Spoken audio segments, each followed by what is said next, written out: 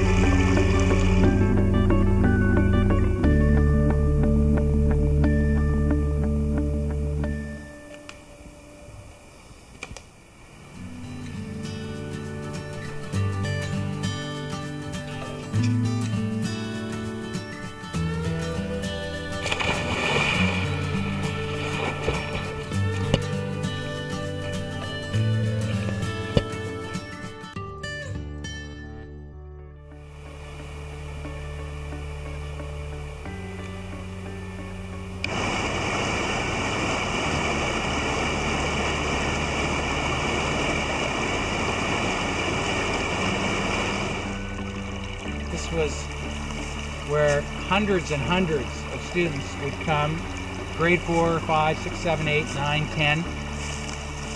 We'd come through the enchanted forest, we'd hit the creek, we'd all decide to take a solitude spot and just find our own little hidden magic out there. And one of the highlights of the enchanted forest was the elder that the students would hear about, and they would meet deep in the enchanted forest with Gambier Creek just over here.